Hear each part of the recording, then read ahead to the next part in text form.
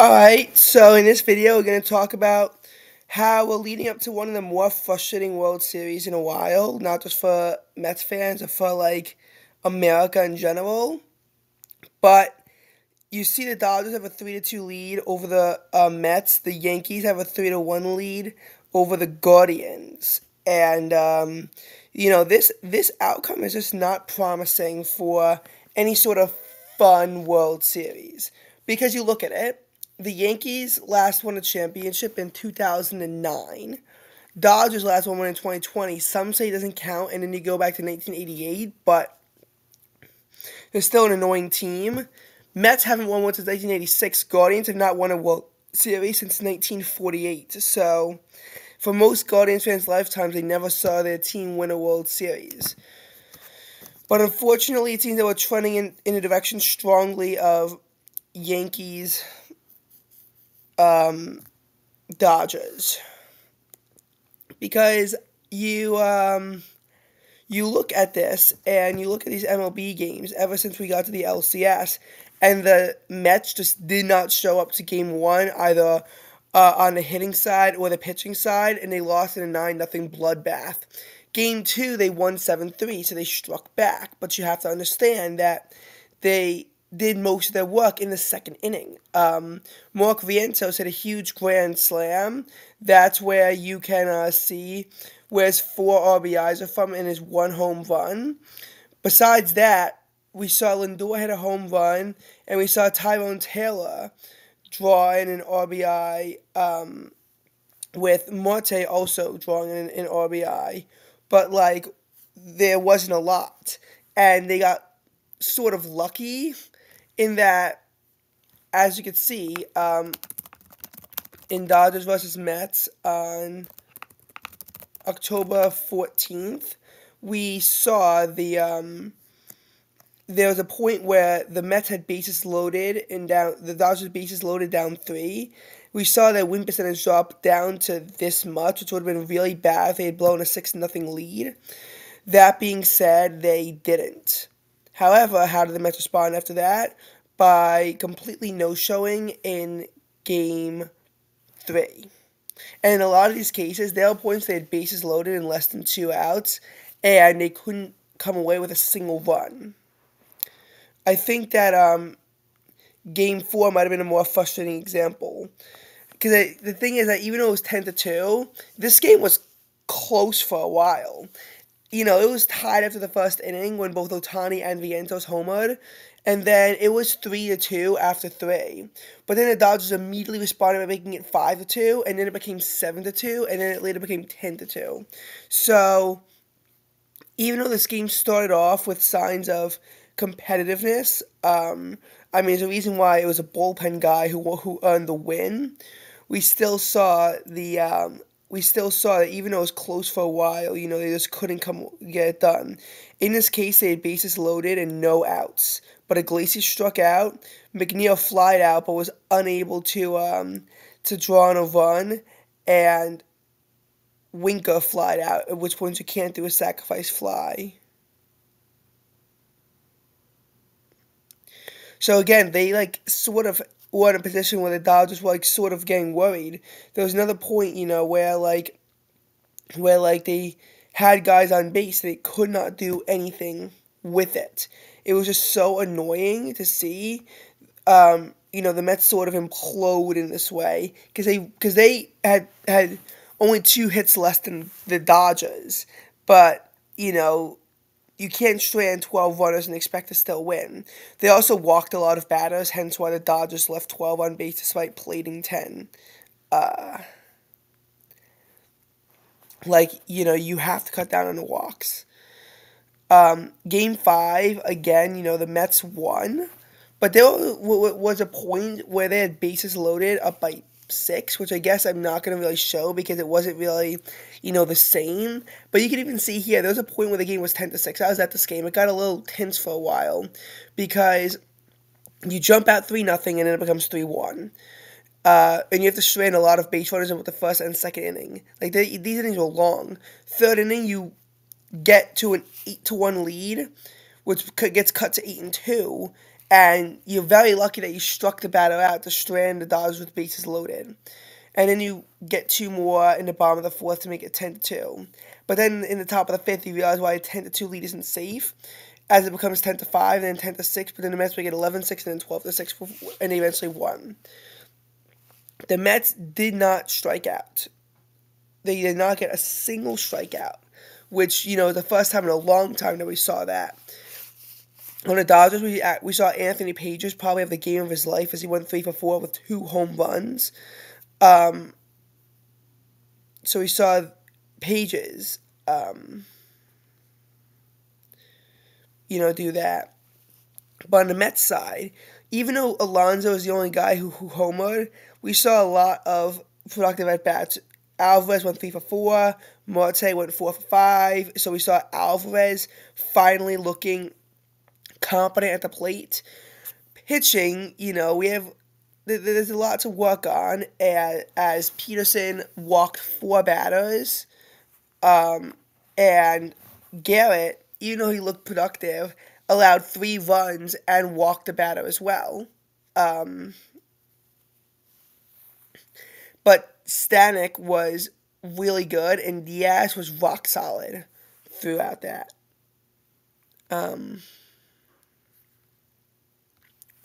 But that's just what I find to be so frustrating about these games, is that, the Mets had opportunities to get themselves in the game, but yet they were never able to do so, and the games got away from them.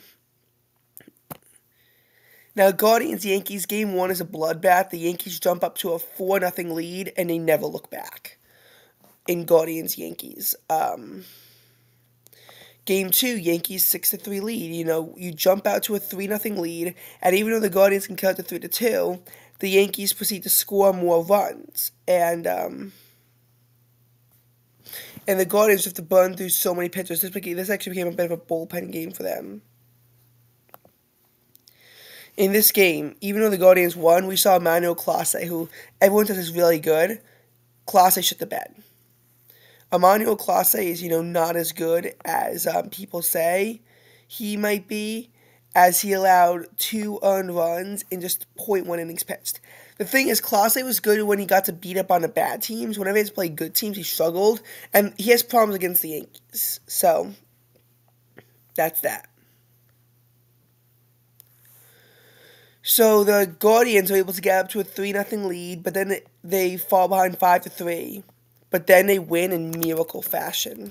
This is the game of the year, and I really hope that ALCS Game 3 is remembered, which of course it won't be if the Yankees wind up winning the series. But the Guardians got to a 93.2% chance of winning, and even though it's yes, they they still won. It did not happen the way anyone thought, because the Yankees got up to a 98.5% chance of winning after the Guardians grounded into a double play. But then they got a guy on base, and then they hit a home run, and then it became a game that was going into extra innings, which David Fry eventually put the hammer down to win the game 7-5 in favor of the Yankees. And I mean, just what a game it was. So that's why I thought when they were, were down 8-6 in this game that they could come back. They were down 6-2, but they came all the way back. However, we saw, some struggles with Clase again, allowing 2 earned runs in the inning that he pitched. Not sure if there's a ninth or not, or what inning it was. But we saw Clase having huge issues, and the Yankees got back to an 8-6 lead, and the Guardians could not come back this time.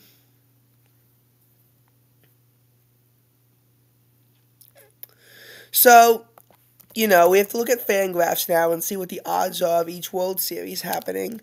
But then I also want to discuss why it's so annoying that we got to this point, particularly for the AL, because the NL, I really can't complain the Mets got this far. But the chances of the Yankees win the LCS is 91.2. Guardians have an 8.8% chance of making it past the LCS. The Mets' chances of winning the LCS is 19%, so the Dodgers have an 81% chance. It's not that surprising to see why. Mets, they still got to win 2 games in LA, and even though, yes, the Dodgers are throwing a bullpen game for 6, if the Dodgers can figure out how to hit Mania, the Mets are cooked. And the Dodgers have one of the best lineups in all of baseball. Meanwhile, in this case, it's always been hard to see why the Yankees are so favored. Because, all they got to do is win a single game, and they have 2 at Yankee Stadium. Like, even if the Guardians win, their odds don't go up that much.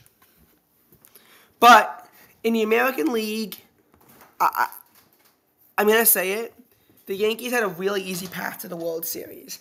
And I know I'm going to get criticism for this, for saying that, obviously, the Yankees are the 1 seeds. They should have an easy path to the World Series. The American League was so soft this year. And when I show you who made the postseason, you're going to see that. If the Yankees won the National League, they'd be the 3 seed. They would be the 3 seed. So I can complain about this a little bit. You look at this. The Yankees went 94-68. The Dodgers in the National League went 98-64, and the Phillies went 95-67. So if the Yankees won the National League, they'd be the 3 seed. And you look at how soft the American League was. The Guardians were the 2 seed at 92-69.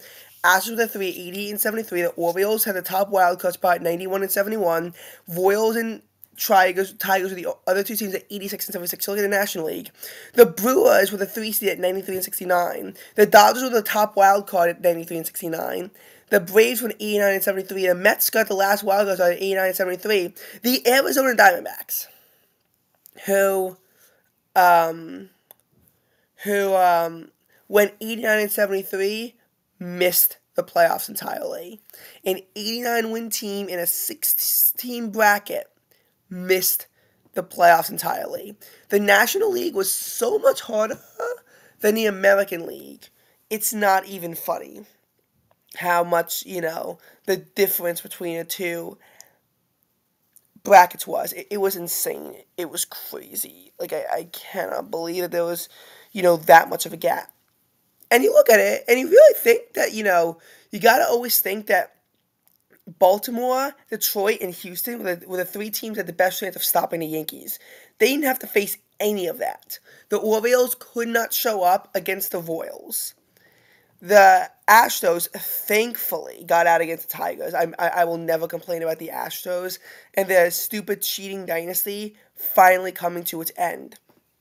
But then what annoyed me was the Guardians beating the Tigers, because I really thought that if any team could stop the Yankees, it was the Tigers and going on their, miracle run from where they were. And we'll discuss more about that. So the Yankees handled the Royals pretty well, and they're handling the Guardians pretty well. But it's just like, I think that the Tigers might have had the best chance.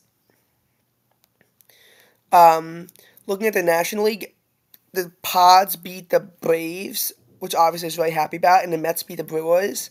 The Mets showed the Phillies that the Mets are, in fact, their father. The Dodgers beat the Padres. Now, do I think the Mets would have won against the Padres? I don't think so, because Pods are a good team. And they came in as the hottest team. Dodgers were the second hottest. The Mets had cooled off a little bit by the playoffs, whereas the Dodgers and Pods were scorching hot teams. But then we get to results like this. I think the Mets are kind of cooked either way.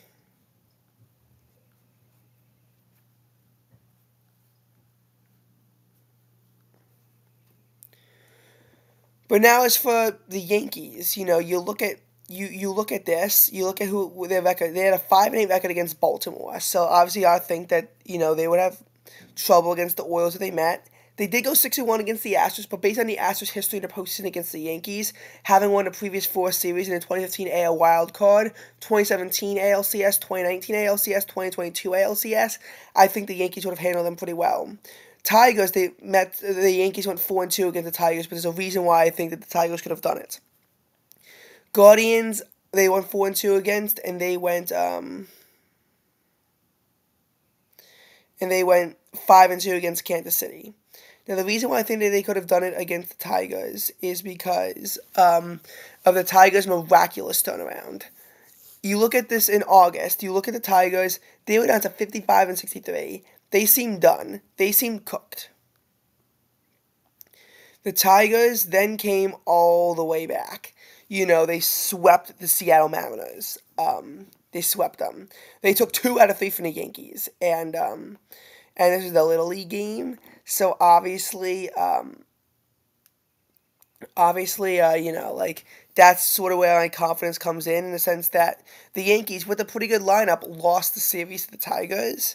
And this is when we could start to see them start to come back. They did take a bad series loss to the Cubs, but then they swept the White Sox, won a series against the Angels and the Red Sox. They did lose a heartbreaking series to the Pods, but they began to claw their way all the way back.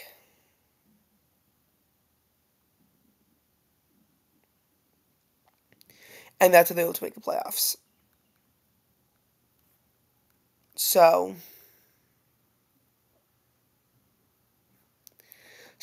and again, look, I'm going to say it. A big reason why the Tigers didn't, make it all the way is because of the decision not to pull Skubal. And I actually had a lot of criticism for this. As for when they said that they should have pulled Skubal, because obviously, he's the Cy Young favorite, and if you pull him and the bullpen guy screws up, you have a lot of criticism to do. But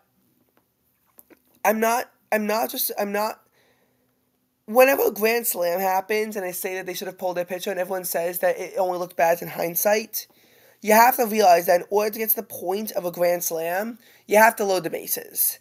And because usually a single with a guy in second is going to result in a guy crossing the plate, usually what that means is that you have to have a guy, you have to walk a batter. The Tigers had a single, and in this case it was an infield single, which allowed them to load the bases with only 1 out. Now at this point, I'm not going to say that you should pull your pitcher, but when you hit a batter by pitch on the second ball, and you hit them, you got to pull him. Skubal probably was getting tired. He did not have it in him on that day. The Lane Thomas Grand Slam was just so obvious at that point.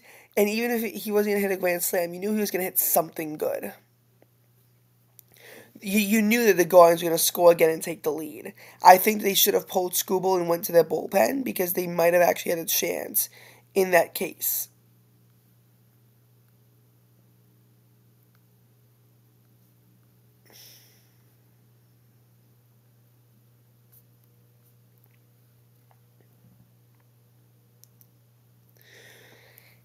It's obviously annoying that the Yankees are going to have this easy time sailing to the World Series, whereas, the National League was harder.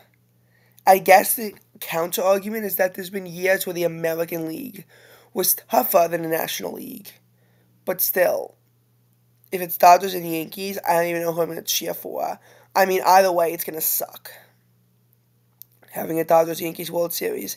And that's what's probably going to happen because, again, just statistically looking at it, the chances of it being Dodgers-Yankees is at